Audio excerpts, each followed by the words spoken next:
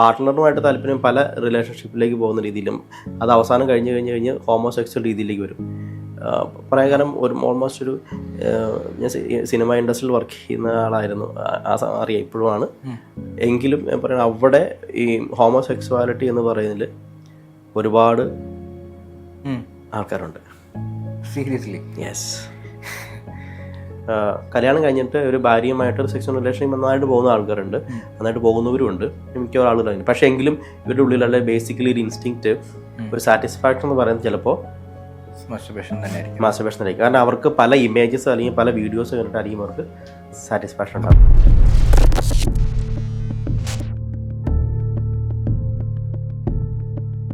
നമ്മൾ ഇന്ന് സംസാരിക്കാൻ പോകുന്നത് വളരെ സീരിയസ് ആയിട്ടുള്ള നല്ലൊരു ടോപ്പിക്കാണ്. കാരണം നമ്മുടെ കുട്ടികളിൽ ഒരുപാട് കുട്ടികൾ സെക്ഷൽ അബ്യൂസ് ചെയ്യപ്പെടുന്നുണ്ട്.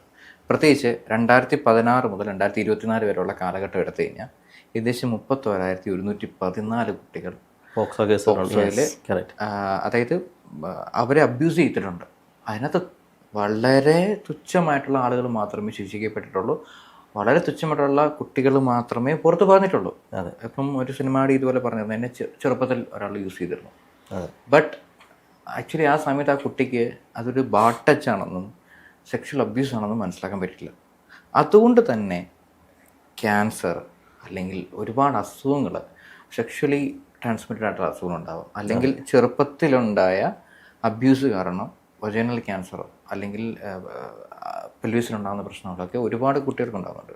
പ്രത്യേകിച്ച് അതൊരു പിന്നീട് ഫ്യൂച്ചറിലേക്ക് വരുമ്പോൾ ഒരു പക്ഷേ ആ കുട്ടി ഒരു 5ാമത്തെ വയസ്സിലോ 6ാമത്തെ വയസ്സിലോ, പ്രത്യേകിച്ച് ഒരു 10 വയസ്സിനുള്ളിലാണ് ഒരു സെക്ഷൽ അബ്യൂസ് ചെയ്യപ്പെട്ടിട്ടുണ്ടെങ്കിൽ പിന്നീട് കുറേ നാളത്തേക്ക് ആ സെക്ഷൽ അബ്യൂസ് ചെയ്ത ആളെ കൂട്ടത്തില്ല, അടുത്തില്ല എന്നുണ്ടെന്ന് വിചാരിക്കാം. അപ്പോൾ പിന്നീട് ആ കുട്ടി ഒരു റിയൽ ലൈഫിലോട്ട് ഒരു റിയൽ സെക്ഷൽ ലൈഫിലോട്ട് വരുമ്പോഴത്തേക്ക് ആ കുട്ടിക്ക് ഉണ്ടാകുന്ന ഒരുപാട് പ്രശ്നമുണ്ട്. കറക്റ്റാണ്. റിയലി ഒരു പേടി, ട്രോമ ഉണ്ടാക്കാം. ചിലപ്പോൾ അയാൾ വളരെ ക്രൂരമായിട്ട് ഉപദ്രവിച്ചിട്ടുണ്ടെങ്കിൽ ചെറിയ ശബ്ദങ്ങളോ അല്ലെങ്കിൽ ഒരാളൊന്ന് സ്നേഹത്തോടെ മുറുക്കി പിടിക്കുന്നത് പോലും സെക്ഷൽ അബ്യൂസ് ചെയ്തതിൻ്റെ ആ ട്രോമ കാരണം പേടിച്ചിട്ട് പിന്മാറുന്ന ഒരവസ്ഥ ഉണ്ടാവും. ചിലപ്പോൾ റിലേഷൻഷിപ്പിലേക്ക് വരുമ്പോഴത്തേക്ക് റിയൽ ലവ് കിട്ടാത്ത അല്ലെങ്കിൽ റിയൽ ലവ് കാണിക്കാൻ പറ്റാത്തൊരവസ്ഥ. ഇത് ശരിക്കും വളരെ വലിയൊരു പ്രശ്നമാണ്. അബ്യൂസ് ചെയ്യുന്ന ഇപ്പോൾ ബന്ധുക്കളുണ്ട്, ഫ്രണ്ട്സ് ഉണ്ട്, ഫാമിലി മെമ്പേഴ്സ് ഉണ്ട്, പേരൻസ് ഉണ്ട്, ഒരുപാട് ആളുകളിൽ നിന്ന് ഇപ്പം പെൺകുട്ടികൾ മാത്രമല്ല ആൺകുട്ടികളും അബ്യൂസ് ചെയ്യപ്പെടുന്നുണ്ട്. അപ്പം ഇവിടെ സ്ത്രീകളും പുരുഷനും ഒരേപോലെ വ്യക്തിമാണ്. അവിടെ സ്ത്രീകൾ അബ്യൂസ് ചെയ്യുന്നവരുമുണ്ട്, പുരുഷന്മാർ അബ്യൂസ് ചെയ്യുന്നവരുമുണ്ട്. പെൺകുട്ടികളും അബ്യൂസ് ചെയ്യപ്പെടുന്നുണ്ട്, ആൺകുട്ടികളും അബ്യൂസ് ചെയ്യപ്പെടുന്നുണ്ട്. അപ്പം ടോട്ടലി നമ്മളുടെ ലോകം ഇപ്പം ഇങ്ങനെ ഈ ഒരു അവസ്ഥയിലേക്ക് മാറി. അതായത് ഒരു കാലഘട്ടം വരെ സ്ത്രീകൾ മാത്രം പേടിച്ചിരുന്ന കാലഘട്ടത്തിൽ ഇന്ന് പൊറോട്ടയ്ക്കും ബീഫിനും പേടിക്കേണ്ടി വരും. അപ്പം അത് ഒരു സ്ഥലത്തെ മാത്രമല്ല ഞാൻ പറയുന്നത്, അത് എല്ലാ സ്ഥലത്തും, അതിപ്പോൾ എല്ലാ രാജ്യങ്ങളിലും, എല്ലാ സംസ്ഥാനങ്ങളിലും, എല്ലാ ജില്ലകളിലും, എല്ലാ പ്രദേശങ്ങളിലും ഇങ്ങനത്തെ ആളുകൾ പൂർണ്ണമായിട്ടുണ്ട്. അപ്പോൾ നമ്മുടെ കുട്ടികളുടെ അവസ്ഥ വളരെ ഒരു പ്രശ്നമല്ലേ ഇത്? തെറാപ്യൂട്ടിക്കൽ എക്സ്പീരിയൻസ് വെച്ച് എനിക്ക് പറയാൻ പറ്റുന്നത്, ഞാൻ തെറാപ്പി ചെയ്തിട്ടുള്ള ഓൾമോസ്റ്റ് 90% എബവ് ആളുകളിലും ചെറുപ്പ കാലഘട്ടങ്ങളിൽ ദേ വർ സെക്ഷലി അബ്യൂസ്ഡ് ആണ്. വൺസ് അല്ല മൾട്ടിപ്പിൾ ടൈംസ് ആയിരിക്കാം. പക്ഷെ വൺസ് അത് ക്രിയേറ്റ് ചെയ്തിരിക്കുന്ന ഒരു ഇമ്പാക്റ്റ് അവർക്ക് ഫിയർ ജനറേറ്റ് ചെയ്തിട്ടുണ്ട്. അതിനകത്ത് നിസ്സംശയം പറയാൻ പറ്റും. ഇതിൽ പെൺകുട്ടികൾ അവർ ചിലപ്പോൾ എന്തെങ്കിലും അവർക്ക് പ്രശ്നം ഉണ്ടെങ്കിൽ ആരോടെങ്കിലും പറയും, ആൺകുട്ടികൾ പറയില്ല. അവരാരോട് പറയാൻ പറ്റും? നാണക്കേട് പോലെ തോന്നുന്നു. നാണക്കേടല്ല, ഇവർക്ക് അറിയില്ല. സെക്ഷൽ ഓറിയന്റേഷൻ എന്ന് പറയുന്നത് കിട്ടുന്നതിന് മുമ്പേ ഇവരുടെ മനസ്സിലേക്ക് ഇൻജെക്ട് ചെയ്യപ്പെടുന്ന സംഭവമാണ്. സാധാരണ ഒരു സെക്ഷൽ ഐഡന്റിറ്റി ഉണ്ടാകുന്ന ഒരു പ്രോസസ്സുണ്ട്. ആദ്യം ഒരു കുഞ്ഞുണ്ടായതിന് ശേഷം ഒരു 2 വയസ്സ് പ്രായം ആ കുഞ്ഞ് അതിൻ്റെ അമ്മയുടെ ശരീരമാണെന്ന വിശ്വാസമായിരിക്കും അതിന്. ആ കുഞ്ഞ് അമ്മയുടെ ശരീരത്തിൻ്റെ ഭാഗമാണെന്നുള്ളൊരു ചിന്ത മാത്രമുള്ളൂ. കാരണം അതുകൊണ്ടാണ് കുട്ടികൾ വളഞ്ഞു കിടക്കുക. എങ്ങനെയാണോ ഉദരത്തിൽ ഗർഭാവസ്ഥയിൽ കിടക്കുന്നത് അതേ പൊസിഷനിൽ അവർ കിടക്കുന്ന പോലെ നമ്മൾ ശ്രദ്ധിച്ചിട്ടുണ്ടാവും. അത് അവർക്ക് ആ ഒരു ഓറിയന്റേഷൻ അങ്ങനെയാണ്. ആ സമയത്ത് അവരുടെ സെക്സ്വൽ നീഡ് അമ്മയിൽ നിന്നാണ് അവർ അറ്റൻഡ് ചെയ്യുന്നത്, അറിയാം. അതായത് ദേ സാറ്റിസ്ഫൈഡ്. അത് അവരുടെ ഇന്റേണലി കിടക്കുന്ന ഇൻട്രോസെപ്റ്റീവ് സെൻസേഷൻ എന്ന് പറയും. നമ്മുടെ ഉള്ളിലുണ്ടാകുന്ന സെൻസേഷൻ അത്. ഓക്കെ. എല്ലാ മനുഷ്യനും സെൻസേഷൻസ് ഉണ്ട്, ഇൻട്രോസെപ്റ്റീവ് എന്ന് പറയുന്നത്. ഇതിന് ശേഷമാണ് പിന്നീട് അടുത്ത ഒരു 2 വയസ്സിന് ശേഷമായിരിക്കും മിക്കവാറും ഫാദർലി ഫിഗർ എന്ന് പറയുന്നതിനെ ശരിക്കും അത് കണക്ട് ചെയ്ത് ഇതൊരു അച്ഛനാണ്, അപ്പനാണ്, ഒരു മെന്നാണ് എന്നുള്ള ഒരു തിരിച്ചറിവ് പതുക്കെ കുഞ്ഞുങ്ങൾക്കുണ്ടായി. അതിനുശേഷം അപ്പ എന്നൊക്കെ ശരിക്കും വിളിക്കാൻ തുടങ്ങുന്ന സമയം. ഈ സമയത്ത് കിട്ടുന്ന ഓറിയൻറ്റേഷനാണ് അവരുടെ റിയാലിറ്റിയിൽ അവർ ഏത് സെക്സ്വാലിറ്റിയിലാണെന്നുള്ളത് കറക്റ്റായിട്ട് കിട്ടുക. അത് ഒരു സിറ്റുവേഷൻ കൊണ്ട് ഈ പറയുന്ന ഒരു സെക്സ്വൽ ഇതിലേക്ക് പോകണം നിർബന്ധമില്ല. ഇപ്പോൾ ഒന്നിനു പിറകെ തുടർച്ചയായിട്ട് റിപ്പീറ്റഡ് എക്സ്പോഷേഴ്സ് കിട്ടിക്കഴിയുമ്പോൾ ഇപ്പോൾ ഹോമോസെക്സ്വാലിറ്റിയിലേക്ക് പോകുന്ന ഒരുപാട് കേസുകൾ എൻ്റെ അടുത്ത് തെറാപ്പിക്ക് വരുന്നുണ്ട്. അപ്പോൾ ഇപ്പം ഞാൻ ചോദിച്ചോട്ടെ, ഇപ്പം സയൻറ്റിഫിക്കലി പറയുമ്പോൾ there is no scientific evidence of homosexuality from manipulation actually. Correct. So ഇപ്പോൾ അതെങ്ങനെയാണ് അപ്പോൾ ഉണ്ടാകുന്നത്? അതായത് ഒരാൾക്ക് മാനിപ്പുലേറ്റ് ചെയ്ത ഒരാളെ ഹോമോസെക്ഷലോ ബൈസെക്ഷലോ ഒരു ആക്കാൻ പറ്റില്ല, ഓറിയന്റേഷനോട്ട് പോകാൻ പറ്റില്ല. മാനിപ്പുലേഷനോട് ഒരിക്കലും പറ്റില്ല, പക്ഷേ എക്സ്പോഷറോട് പറ്റും. ഓക്കെ. അപ്പോൾ അങ്ങനെ എന്ന് വെച്ചാൽ ഇവർ ഈ സാധാരണ എനിക്ക് തെറാപ്പിക്ക് വരുന്ന എക്സ്പീരിയൻസിന്റെ ബേസിൽ പറയുകയാണെങ്കിൽ ഇവർ ഒന്നിൽ കൂടുതൽ തവണ പല ആളുകൾ സെക്ഷുവലി ഇവരെ അബ്യൂസ് ചെയ്തിട്ടുണ്ട്. ഇതൊരു എക്സ്പോഷറാണ്. ഒരു 2-3 തവണ ഒരു exposure, sexual orientation, sexual satisfaction. Sex എന്ന് പറയുന്നത് ആണും പെണ്ണും ചേർന്നുള്ള ഒരു ഇന്റർകോഴ്സിലാണ് ശരിക്കും പണ്ട് മുതലേ പഠിപ്പിച്ചു വെച്ചിരിക്കുന്ന ആ ഒരു ബിലീഫ് സിസ്റ്റം അല്ലേ, ഒരു റിയാലിറ്റിയും അതങ്ങനെയാണ്. പക്ഷേ അതിന് മുമ്പ് ഇവർക്ക് കിട്ടുന്ന സെക്സ്വൽ ഓറിയന്റേഷനിൽ സെക്സ്വൽ സാറ്റിസ്ഫാക്ഷൻ എന്ന് പറയുന്നത് ഇങ്ങനെയായിരിക്കും. അതായത് ഒരാണിനെ ലൈംഗികമായിട്ട് ഉപയോഗിക്കുന്ന ഒരു രീതിയിലേക്ക് വന്നു കഴിഞ്ഞാൽ അവരുടെ പ്ലഷർ എന്ന് പറയുന്നത് അത് വിശ്വാസയോഗ്യമാക്കപ്പെടും. ഇത് 1, 2, 3 തുടർച്ചയായിട്ട് പല രീതിയിലേക്ക് വരുമ്പോൾ പല എക്സ്പോഷേഴ്സാണ് കിട്ടുന്നത്. അപ്പോൾ അവർക്ക് ഒരു ഹാബിച്വേഷൻ ഉണ്ടാകും. അപ്പോൾ റിയാലിറ്റിയിൽ അവർ നോർമൽ സ്ട്രെയിറ്റ് ആണെങ്കിൽ പോലും അവരുടെ തോന്നലിൽ അവർക്ക് പ്ലഷർ കൂടുതൽ കിട്ടുന്നത് ഹോമോസെക്ഷാലിറ്റിയിൽ പോകുമ്പോഴാണെന്ന് വിശ്വസിക്കുന്നുണ്ട്. അവരുടെ ബിലീഫ് സിസ്റ്റം അങ്ങനെ ആക്കപ്പെടും. അപ്പോൾ വേണൊരു എക്സാമ്പിൾ പറയാം. ഇപ്പോൾ നമ്മൾ മാസ്റ്റർബേറ്റ് ചെയ്യുന്ന ആളുകളുണ്ട് അല്ലേ. അപ്പോൾ മാസ്റ്റർബേഷൻ സ്ഥിരമായിട്ട് ചെയ്തുകൊണ്ടിരുന്ന ആളുകൾ അവർ ഒന്നുകിൽ പല ഇമേജസ് മനസ്സിൽ കണ്ടിട്ടായിരിക്കാം, വീഡിയോസ് കണ്ടിട്ടായിരിക്കും, പോൺ വീഡിയോസ് കണ്ടിട്ടായിരിക്കും മിക്ക ഒരു മാസ്റ്റർബേറ്റ് ചെയ്യുന്നത്. ഇമാജിനേഷൻ അവർ ക്രിയേറ്റ് ചെയ്തിട്ടുണ്ടാവും. അപ്പോൾ അവരുടെ സെക്സ്വൽ സാറ്റിസ്ഫാക്ഷൻ എന്ന് പറയുന്നത് ഇമാജിനേഷൻ അല്ലേ. അവർ ബിലീവായി കല്യാണം കഴിയും. കല്യാണം കഴിഞ്ഞിട്ട് ഒരു ഭാര്യയുമായിട്ട് ഒരു സെക്സ്വൽ റിലേഷൻ നന്നായിട്ട് പോകുന്ന ആൾക്കാരുണ്ട്, നന്നായിട്ട് പോകുന്നവരുമുണ്ട്, മിക്ക ആളുകളുണ്ട്. പക്ഷേ എങ്കിലും ഇവരുടെ ഉള്ളിലുള്ള ബേസിക്കലി ഒരു ഇൻസ്റ്റിങ്ക്റ്റ്, ഒരു സാറ്റിസ്ഫാക്ഷൻ എന്ന് പറയുന്നത് ചിലപ്പോൾ മാസ്റ്റർബേഷൻ തന്നെയായിരിക്കും. കാരണം അവർക്ക് പല ഇമേജസ് അല്ലെങ്കിൽ പല വീഡിയോസ് കണ്ടിട്ടായിരിക്കും അവർക്ക് സാറ്റിസ്ഫാക്ഷൻ ഉണ്ടാവും. അപ്പോൾ അതൊരു ഹാബിറ്റ് ക്രിയേറ്റ് ആയി കിടക്കുന്നതുകൊണ്ട് ഈ ഒരു അവസ്ഥ വരുന്നു. അപ്പോൾ അതിന് എന്തൊരു സൊല്യൂഷൻ ഉണ്ടോ? ആക്ച്വലി അത് കുറച്ച് ഡിഫിക്കൽട്ടാണ്. കാരണം അങ്ങനത്തെ കേസുകൾ വരുമ്പോൾ അവർക്ക് ആ ഹാബിറ്റിൽ നിന്ന് പോകാൻ മിക്കവർക്കും ചിലപ്പോൾ താല്പര്യം ഉണ്ടാവില്ല. ഉള്ളിൻ്റെ ഉള്ളിലൊരു ഇൻസ്റ്റിങ് എനിക്ക് മാറണം എന്ന് ആഗ്രഹമുണ്ട്, പക്ഷേ അവർ ഹാബിച്വേറ്റഡ് ആവും. പിന്നീട് കിട്ടുന്ന എക്സ്പോഷർ എന്താണ്? ഇവരിങ്ങനത്തെ അവരെ ബേസിക് നേച്ചറുള്ള ആളുകളിലേക്കായിരിക്കും കൂടുതലും ഇൻട്രാക്ട് ചെയ്യുക. അപ്പോൾ എന്താ സംബന്ധിച്ച് വീണ്ടും എക്സ്പോഷർ ഇത് തന്നെയാണ്. അപ്പോൾ അവരുടെ മേക്ക് ബിലീഫ് സിസ്റ്റം ഇതാണ് ഏറ്റവും നല്ല സാറ്റിസ്ഫാക്ഷൻ കിട്ടുന്ന സംഭവം എന്ന രീതിയിലേക്ക് വരും. അപ്പോൾ സ്വാഭാവികമായിട്ട് പാർട്ട്ണറോടുള്ള താല്പര്യങ്ങൾ കുറഞ്ഞു വരാൻ സാധ്യതയുണ്ട്. അപ്പോൾ ഈ പാർട്ട്ണറോട് താല്പര്യം ഇപ്പോൾ ഈ മാസ്റ്റർബേഷൻ ചെയ്യുന്ന ആളുകൾക്ക് ചിലർക്ക് അങ്ങനെ എക്സ്പീരിയൻസസ് ഒരുപാടുണ്ടായിട്ടുണ്ട്. കാരണം അവർ പാർട്ട്ണറുമായിട്ട് താല്പര്യം പല റിലേഷൻഷിപ്പിലേക്ക് പോകുന്ന രീതിയിലും അത് അവസാനം കഴിഞ്ഞ് ഹോമോസെക്സ്വൽ രീതിയിലേക്ക് വരും. പറയാൻ കാരണം ഓൾമോസ്റ്റ് ഒരു ഞാൻ സിനിമ ഇൻഡസ്ട്രിയിൽ വർക്ക് ചെയ്യുന്ന ആളായിരുന്നു, അറിയാം ഇപ്പോഴുമാണ്. എങ്കിലും ഞാൻ പറയുന്നത് അവിടെ ഈ ഹോമോസെക്സ്വാലിറ്റി എന്ന് പറയുന്നതിൽ ഒരുപാട് ആൾക്കാരുണ്ട്. സീരിയസ്ലി? യെസ്. ഇപ്പോൾ എന്നെ പഞ്ഞി കിട്ടാനും കുഴപ്പമില്ല, പക്ഷേ ഇത് നമ്മൾ തെറാപ്യൂട്ടിക്കൽ സെറ്റപ്പിൽ വരുമ്പോൾ ഇതൊരു എക്സാമ്പിൾ പറഞ്ഞാണ്. ഇതേപോലെ തന്നെ നമ്മൾ പോലും അറിയാതെ ഒരു ഗ്രൂപ്പ് ഓഫ് പീപ്പിൾ ഇതിനകത്ത് ഇൻവോൾവ് ആയിട്ടുണ്ടെന്നാണ് ഒരു ഇൻഫർമേഷൻ എന്ന രീതിയിൽ നമുക്ക് പറയാൻ പറ്റുക. അപ്പോൾ സ്വാഭാവികമായിട്ടും ഇപ്പോൾ ഇതിൻ്റെ അടിയിൽ കമൻസ് ഇടുകയും ഇതൊക്കെ ചെയ്യുന്ന ആളുകളും അതിന് വലിയ മനസ്സിലായോ? നമ്മുടെ നാട്ടിൽ ഫ്രീക്ക് എന്ന് പറയുന്നത് വലിയൊരു സംഭവമാണ്. അപ്പോൾ ഞാനിങ്ങനെ കേട്ടുള്ളൊരു കഥയാണ്. കഥ മീൻസ് അതിൻ്റെ ഒരു ചരിത്രം പോലെ ഞാനിങ്ങനെ കേട്ടിട്ടുള്ളതാണ്.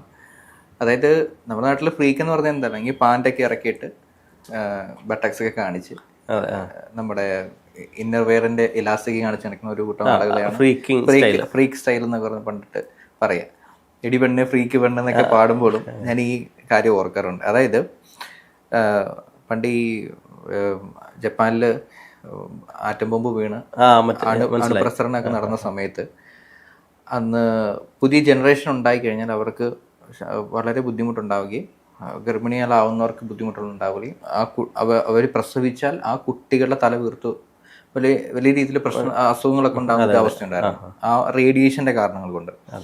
ആ ക്യാൻസർ ഉണ്ടാകുന്നൊരവസ്ഥ. അപ്പം അങ്ങനെ ജനറേഷൻ ഉണ്ടാവാണ്ടിരിക്കാൻ വേണ്ടി ആണുങ്ങളെയും പെണ്ണുങ്ങളെയും സെപ്പറേറ്റ് ആക്കി വെച്ചിരുന്ന ഒരു കാലഘട്ടം.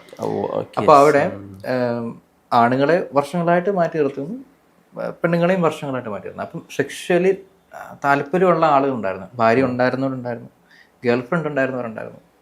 അപ്പം പിന്നെ കുറച്ച് പേര് വളർന്നു വന്നിട്ട് ആ ഫീലിംഗ് താല്പര്യങ്ങൾ ഉണ്ടായവരുണ്ട്.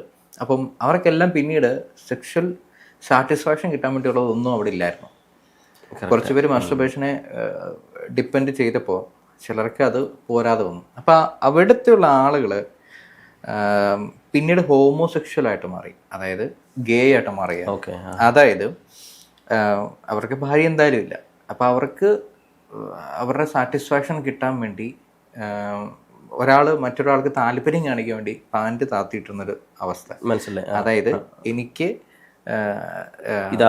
ഈ സെക്സ് ചെയ്യാൻ വേണ്ടിയുള്ള താല്പര്യമുണ്ടെന്ന് ഞാൻ കാണിക്കണമെന്നുണ്ടെങ്കിൽ പാൻറ് താഴ്ത്തിയിടുന്നതാണ്. അത് അവരെ ആയിരുന്നു ഫ്രീക്ക് എന്ന് വിളിച്ചിരുന്നത് എന്ന് ഞാൻ കേട്ടിട്ടുണ്ട്. ഇന്ന് ഫ്രീക്കന്മാരൊക്കെ പണി കിട്ടൂല. അതായത് ഇന്ന് ഫ്രീക്കന്മാരെന്ന് പറഞ്ഞ ആളുകളപ്പം എന്തുദ്ദേശത്തിലാണ് പറയുന്നത്, ആ ട്രെൻഡിനെ പിന്നീടെടുത്ത് ഇന്നത്തെ കാലഘട്ടത്തിൽ എടി പെണ്ണെ ഫ്രീക്ക് പെണ്ണെ എന്ന് പറയുമ്പോൾ അത് ഞാൻ കേട്ടൊരു കഥയാണ്. ഇതിന്റെ ഞാൻ കേട്ടിട്ടുണ്ട്, ഈ സ്റ്റോറി ഞാൻ ഇവിടെ കേട്ടിട്ടുണ്ട്. അപ്പം നമുക്കറിയില്ല. അപ്പം അതൊരു പിന്നീട് ആ കാലഘട്ടത്തിൽ വേറെ വഴിയില്ലാഞ്ഞിട്ട് ഹോമോ ആയ ആളുകളുമുണ്ട്. അതെ, ഇതിപ്പം എത്ര സയന്റിഫിക്കൽ ബാക്കപ്പിൽ നമുക്ക് പറയാൻ പറ്റുന്ന അറിയില്ല. ബട്ട് മാനിപ്പുലേറ്റ് ചെയ്തിട്ട് നമുക്ക് ചെയ്യാൻ പറ്റില്ല. ഹാബിച്വേഷൻ നമുക്ക് ഹാബിച്വേഷൻ അതാണ് സാറ്റിസ്ഫാക്ഷൻ എന്ന്. അതെ, നമുക്ക് നമ്മുടെ കേരളത്തിൽ തന്നെ അറിയാം. അതായത് നമുക്ക് പണ്ടുണ്ടായിരുന്ന ആ ഒരു ഹാബിച്വേഷനേക്കാളും കൂടുതൽ ഇപ്പോൾ ഹാബിച്വേഷൻ ഇല്ലേ ഉണ്ട്. അങ്ങനെയാണെങ്കിൽ ഇതൊരു ഒരു മാനിപ്പുലേറ്റീവ് ആയിട്ട് വന്നതല്ലെന്ന് നമുക്കറിയാം. So we can conclude that ഇത് ഒരു എൻവയോൺമെന്റലി ക്രിയേറ്റ് ചെയ്യപ്പെടുന്ന ഒരു സിസ്റ്റം ആയിരിക്കും. ഇവരുടെ മനസ്സിലേക്ക് ഫീഡ് ചെയ്തിരുന്ന ഇൻഫർമേഷനാണ്. അല്ലാതെ ഇവർക്ക് ബേസിക്കലി ഇഷ്ടമുണ്ടായിട്ടുള്ളതുകൊണ്ടോ അവർ അങ്ങനെ ആയതുകൊണ്ടോ ആയിരിക്കില്ല. അവർക്ക് കിട്ടിയിരിക്കുന്ന ആ ഓറിയന്റേഷനിൽ എന്താണോ തുടർച്ചയായിട്ട് കിട്ടിക്കൊണ്ടിരുന്നത് അതായിരിക്കും അവരുടെ റിയാലിറ്റിയിലേക്ക് കൊണ്ടുപോകുക. അപ്പോൾ ആ ഒരു സിസ്റ്റത്തിലേക്ക് അവർ പോകും. അവർക്ക് ആദ്യം കിട്ടിയിരുന്ന സാറ്റിസ്ഫാക്ഷൻ, നമുക്ക് ചെറുപ്പകാലഘട്ടങ്ങളിൽ കിട്ടിയ നൊസ്റ്റാൾജിക് എക്സ്പീരിയൻസ് എന്നൊക്കെ പറയത്തില്ലേ, അത് വീണ്ടും തിരിച്ചു കിട്ടാൻ നമ്മൾ പല രീതിയിൽ ട്രൈ ചെയ്തിട്ടുണ്ടല്ലേ. സ്കൂളിൽ പോവുകയും ആ മഴക്കാലത്ത് ഇരിക്കുകയും മഴയത്തിരിക്കുകയും സ്പൂണിൻ്റെ ഇറയത്തിരിക്കുകയും നമ്മളിപ്പോഴും കിട്ടും. അത് ഭയങ്കര സുഖമുള്ള, ഭയങ്കര ആ കാലഘട്ടത്തിൽ ഭയങ്കര ഇമാജിനേഷൻ, അതായത് നമ്മുടെ ഹോർമോൺസൊക്കെ ഏറ്റവും പീക്കായിട്ടിരിക്കുന്ന സമയത്ത് കിട്ടുന്ന ഒരു സാറ്റിസ്ഫാക്ഷനാണ്. ഈ സമയത്ത് കൊടുക്കുന്ന ഇൻപുട്സ് ഡെഫിനറ്റ്ലി ആ ഒരു ഫീലിങ്സിലേക്ക് അവർ കൊണ്ടുവന്നിട്ടുണ്ടാവും.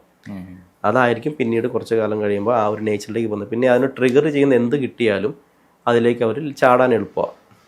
അപ്പോൾ ഞാൻ അങ്ങനെ കുറേ കേസുകൾ അങ്ങനെ അറ്റൻഡ് ചെയ്തിട്ടുള്ളതുകൊണ്ട് ഞാൻ പറഞ്ഞ വെറും വാക്ക് പറയുന്നതല്ല. പക്ഷേ ഇത് ഞാൻ ഇതുപോലെ ഒരു വീഡിയോ പണ്ട് ചെയ്തിരുന്നു. അപ്പോൾ അതിനകത്ത് ആൾക്കാർ പറയുന്നത് എന്നെ മാറ്റിത്തരണം എനിക്ക് മാറണം. അപ്പോൾ അത് എന്തുകൊണ്ട് മാറണം എന്ന് ചോദിക്കുമ്പോൾ അവർക്ക് പ്രത്യേകിച്ച് റീസൺ ഒന്നുമില്ല. അവർക്ക് ബേസിക്കലി അവർക്ക് ഇതല്ല എന്നുള്ള അറിയാം, പക്ഷെ മാറണം എന്നുള്ളത് ആഗ്രഹമാണ്. പക്ഷെ എന്താണ് എൻ്റെ റൂട്ട് കോസ് എന്ന് ഐഡൻറ്റിഫൈ ചെയ്യാൻ പറ്റാത്ത ആളുകളുണ്ട്. അല്ല, ആക്ച്വലി ഈ റേപ്പ് ചെയ്യപ്പെടുന്നവർ, റേപ്പ് വിക്ടിം ആകുന്നത് വേറൊരു വശം. പക്ഷേ റേപ്പ് ചെയ്യാനുള്ളൊരു മാനസികാവസ്ഥ, അതായത് ഒരു കുട്ടിയെ അല്ലെങ്കിൽ ഒരു വയോധികയായ സ്ത്രീയെ റേപ്പ് ചെയ്യാന്നുള്ളത് ഇപ്പം ഒരു പുരുഷന് സ്ത്രീയോട് തോന്നുന്ന ഒരു അട്രാക്ഷൻ ആയിരിക്കാം. അതൊരു സെക്ഷൽ അട്രാക്ഷൻ ബേസിക് നീഡാണ്. അപ്പോൾ മെൻ ബയോളജിക്കലി അത് ഒരു ആണിന്റെ ശരീരം പ്രവർത്തിക്കുന്നത് സ്പേംസ് ബഡ് ചെയ്യാനുള്ള ഒരു ടെൻഡൻസിലാണ്. ബട്ട് അതായത് ഒരു കുട്ടിയെ കാണുമ്പോഴും ഇതേ അവസ്ഥ തോന്നുക, അല്ലെങ്കിൽ ഒരു വയോധികയായ സ്ത്രീയെ കാണുമ്പോഴോ, വളരെ പ്രായമുള്ള സ്ത്രീകളെ പീഡിപ്പിച്ച, കിടപ്പിലായിട്ടുള്ള സ്ത്രീകളെ പീഡിപ്പിച്ച ആളുകളുണ്ട്. വെറും 2 വയസ്സും 3 വയസ്സും 6 വയസ്സുള്ള പെൺകുട്ടികളെ പീഡിപ്പിച്ച അവസ്ഥകളുണ്ട്. അപ്പോൾ അത് എന്ത് തരത്തിലുള്ള ഒരു അവസ്ഥയാണത്? മെന്റലി അവർ ഡിസ്റ്റോർട്ടഡ് ആണ് ഫസ്റ്റ് ഓഫ് ഓൾ. അത് അവർ കാരണം കൊണ്ട് തന്നെയാണോ അതോ അവരുടെ സൊസൈറ്റിയാണോ?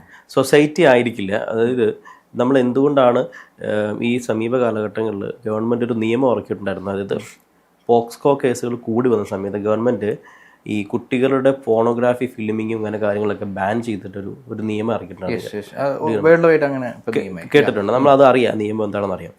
അത് എന്തുകൊണ്ടാണ് ചെയ്തെന്നറിയോ? So when you watch repeatedly, when you exposed repeatedly, we have the കുട്ടികളോടുള്ള ടെൻഡൻസി ഉണ്ടാവും. അപ്പോൾ ഇത് നമ്മൾ പോലും അറിയാതെ ട്രിഗർ ചെയ്യുന്നതാണ്. ഇപ്പം മീഡിയ ഇൻഫിൽട്രേറ്റ് ചെയ്യുന്ന കുറേ കാര്യങ്ങളുണ്ട്. ഇപ്പോൾ എന്തുകൊണ്ടാണ് ഒരു കുട്ടി റേപ്ഡ് ആണ് ഇങ്ങനെ ഒരു കേസ് പറയുമ്പോഴേക്കും മീഡിയ അത് എല്ലാം ഹൈപ്പ് ചെയ്ത് ഒരാഴ്ചത്തേക്ക് ചർച്ചയ്ക്ക് വെക്കും. അപ്പോൾ എന്താ ചെയ്യുന്നത് വെച്ചാൽ ഇത് കേൾക്കുന്ന ആളുകൾ, കാണുന്ന ആളുകൾ ഓട്ടോമാറ്റിക്കലി ഈ ഒരു ഇതെന്താണ് ഒരു ക്യൂരിയോസിറ്റി എന്ന് പറഞ്ഞ സാധനം എല്ലാ മനുഷ്യരിലും ഉണ്ടല്ലേ. അതായത് സ്ത്രീകളിൽ ഇല്ലാത്ത എന്തോ പ്രത്യേകത കുട്ടികളിലുണ്ട് എന്ന് ഒരു വരുത്തി വെക്കുന്നത് ഇങ്ങനെ ഒരാൾ ചെയ്യുന്നത്. അപ്പോൾ ഒരു ക്രൈം നടന്നാൽ തുടർച്ചയായിട്ട് അതേപോലെ പല ക്രൈമുകളും നമ്മുടെ വാർത്തയിൽ വരാറുണ്ട്. അതൊരു റിപ്പീറ്റഡ് ആയിട്ടുള്ള ഇതായിട്ട് കാണാം. അപ്പോൾ ട്രിഗർ അത് ബേസിക്കലി ഇവർക്ക് ചെറുപ്പം മുതലേ കിട്ടിയിരിക്കുന്ന ട്രോമാറ്റിക് എക്സ്പീരിയൻസ് ഉണ്ടെങ്കിൽ ഇതിനെ ട്രിഗർ ചെയ്യുന്ന എന്തെങ്കിലും സാധനം ഇട്ട് കഴിഞ്ഞാൽ ഓട്ടോമാറ്റിക്കലി ഇത് വരും. ഇത് സാഡിസ്റ്റുകൾ അങ്ങനത്തെ എന്തെങ്കിലും സംഭവമാണോ? അതൊരു ബേസിക് നേച്ചറായി, ഒരു ട്രൈറ്റ്സ് ആയി പോയിട്ടുണ്ടാവും സ്വാഭാവികമായിട്ടും. പിന്നെ കുറച്ച് കഴിയുമ്പോൾ ഒരു സൈക്കോളജിക്കൽ ഡിപ്രിവേഷൻ എന്ന് പറയാം അവർക്ക്. ഈ ഇങ്ങനെ ഉള്ള ഒരു സെക്സ്വൽ നീഡ് വരുന്ന ആളുകൾക്ക്, അതായത് കൂടുതലും പീഡോഫീലി എന്നൊക്കെ പറയുന്ന ഒരു കാറ്റഗറിയിലേക്ക് വരുന്നത് പല പേരുകൾ അറിയപ്പെടുന്നുണ്ടല്ലോ.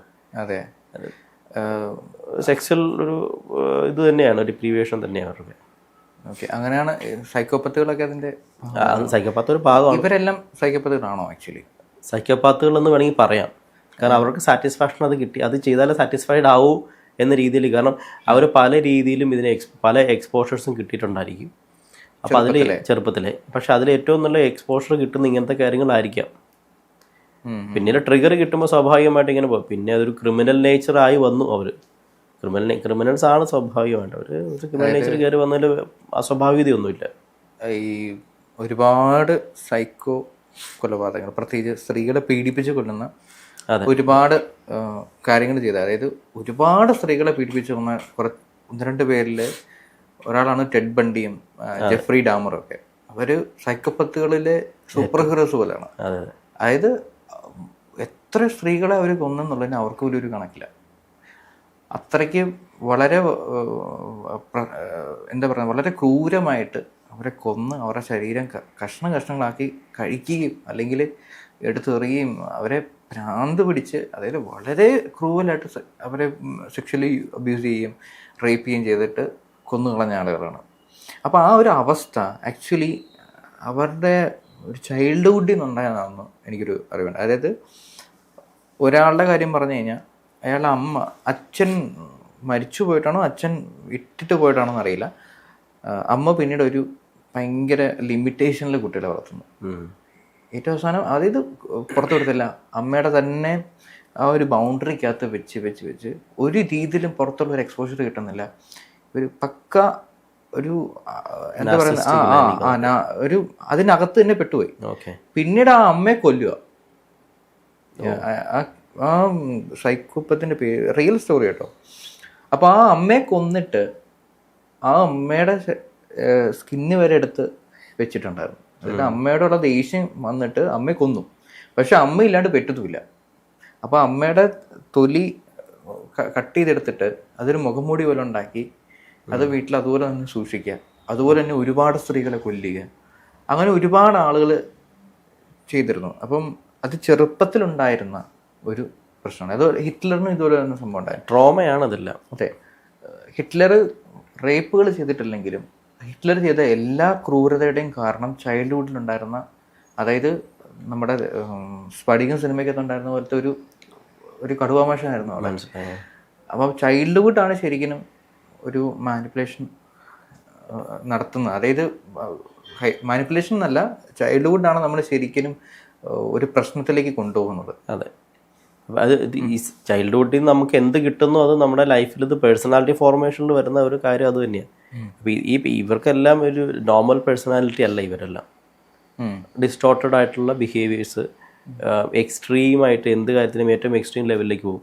പിന്നെ അവരുടെ ഈ പറഞ്ഞവർക്ക് സെക്സ്വൽ ഫാൻറ്റസി എന്ന് പറയുന്ന ഒരു കാറ്റഗറിയിലേക്ക് പോയതാണ്. അത് ആക്ച്വലി അത് അവരുടെ ജനറ്റിക്കലി ഉള്ളതാണ്. അതായത് എൻ്റെ ഒരു ഡൗട്ട് ഇതാണ്, ജനറ്റിക്കലി അവർക്ക് ഉള്ള കാര്യം അവരുടെ ചൈൽഡ്ഹുഡിൽ വന്ന കുറേ പ്രശ്നങ്ങൾ കൊണ്ട് ട്രിഗർ ആയതാണോ, അതോ ചൈൽഡ്ഹുഡ് അവർക്ക് അങ്ങനെ ഒരു സ്വഭാവം കൊടുത്തതാണോ? ജനറ്റിക്കലി പോസിബിലിറ്റി ഉണ്ട്. കാരണം അതാണ്ട് ജീൻ ട്രാൻസ്ഫർ ചെയ്യപ്പെടുമല്ലോ. Gene can transfer informations to others. അപ്പോൾ നെക്സ്റ്റ് ജനറേഷൻ വരെ നമുക്ക് കിട്ടാം. അത് നമ്മുടെ എൻവയോൺമെന്റ് അനുസരിച്ച് എപ്പിജനറ്റിക് സ്റ്റഡി എന്ന് പറയും. അപ്പോൾ നമുക്കറിയാൻ നമുക്ക് എൻവയോൺമെന്റ് എന്താണോ കിട്ടുന്നത് അതനുസരിച്ച് നമ്മുടെ ശരീരത്തിലും മനസ്സിലൊക്കെ വ്യത്യാസം ഉണ്ടാകും. അപ്പോൾ ആ വ്യക്തിക്ക് ഉള്ളിൽ കിടക്കുന്ന ഇൻഫർമേഷൻ എവിടെയോ ജനറ്റിക്കലി പാരന്റീസ് സൈഡിൽ നിന്ന് കിട്ടിയതുണ്ടായിരിക്കും. പക്ഷേ അമ്മയുടെ സൈഡിൽ നിന്ന് വീണ്ടും അത് ട്രിഗർ അടിക്കുകയും അയാൾ വീണ്ടും ജനറ്റിക്കലി അത് എക്സ്പ്രസ് ചെയ്യുകയും ചെയ്തു. പിന്നീടാണ് അയാളുടെ സ്വഭാവത്തിൽ അതായത് വ്യത്യാസം വന്നത്. അതൊരു പോസിബിലിറ്റിയാണ്. ഓക്കെ. അപ്പോൾ അത് പറഞ്ഞപ്പോൾ ഓർത്തെ അമേരിക്കയിൽ ഒരു സംഭവം ഉണ്ടായിരുന്നു. അതായത് അമേരിക്കയിൽ അബോർഷൻസ് വന്നപ്പോൾ ക്രൈം കുറഞ്ഞു. ഓക്കെ. അതായത് അബോർഷനും ക്രൈമും തമ്മിൽ ഒരു ബന്ധമില്ല ആക്ച്വലി. ശരിക്കും അബോർഷൻ വന്നപ്പോൾ ക്രൈം കുറഞ്ഞത് എങ്ങനെയാണെന്ന് അറിയാം. അബോർഷൻ ചെയ്യാത്ത സ്ത്രീകൾ, അത് അബോർഷൻ ലീഗലാകുന്നതിന് മുമ്പ് സ്ത്രീകൾ എന്ത് ചെയ്യും, എന്തെങ്കിലും ഇല്ലീഗൽ സെക്സോ അല്ലെങ്കിൽ അതായത് പ്രായപൂർത്തിയാവുന്നതിന് മുമ്പുള്ള സെക്സ് ചെയ്യുന്ന സ്ത്രീകൾ എന്ത് ചെയ്യുന്നറിയോ, ആ കുട്ടികൾ ഉണ്ടാകുന്നതിനെ വഴിയിൽ എവിടെ ഉപേക്ഷിക്കും. ആ കുട്ടി തെരുവിൽ വളർന്നിട്ട് തെരുവിലെ സ്വഭാവമുള്ള ഒരു റേപ്പിസ്റ്റായിട്ടോ അല്ലെങ്കിൽ ഒരു കള്ളനായിട്ടോ അങ്ങനെ ഒരു രീതിയിലിട്ട് വളരും. അതായത് നോർമൽ നല്ല സ്റ്റേജിൽ വളരേണ്ട വളർന്ന കുട്ടിയായിരുന്നെങ്കിൽ നല്ല രീതിയിൽ വളർന്നു പോയാൽ. അപ്പോൾ അബോർഷൻ ലീഗലായപ്പോൾ അവിടെ അങ്ങനത്തെ കുട്ടികൾ ഉണ്ടാവാതിരുന്നു. ഇല്ലീഗലായിട്ടുള്ള രീതിയിൽ കുട്ടികൾ ഉണ്ടാവാതിരുന്നു. അതോടൊപ്പം തന്നെ കുട്ടികളെ തെരുവിലേക്ക് എറിയുന്നത് കുറഞ്ഞു. അപ്പോൾ വളരെ വലിയൊരു രീതിയിൽ അബോർഷൻ കൊണ്ട് ക്രൈം സ്റ്റോപ്പായി. അതായത് നമ്മൾ പറഞ്ഞത് ഇതാണ്, ചൈൽഡ്ഹുഡിൽ അങ്ങനെ ഒരു കുട്ടി റേപ്പിസ്റ്റോ ക്രൈമിലോട്ട് പോകുന്ന ഒരു അവസ്ഥ ഉണ്ടാവുന്നത് അബോർഷൻ വന്നപ്പോൾ അമേരിക്കയിൽ പറഞ്ഞു. ഓക്കെ. ചൈൽഡ്ഹുഡ് ആണ് എല്ലാത്തിൻ്റെയും ബാക്കപ്പ്. ഏത് കാര്യത്തിൻ്റെയും ബാക്ക് ബോൺ എന്ന് പറയുന്നത് നമ്മുടെ ചൈൽഡ്ഹുഡാണ്. നല്ലൊരു ചൈൽഡ്ഹുഡ് കിട്ടിയ ഒരു വ്യക്തിക്കും ഒരു രീതിയിലും ഒരു ഡിഫിക്കൽട്ടീസ് ഉണ്ടാവില്ല.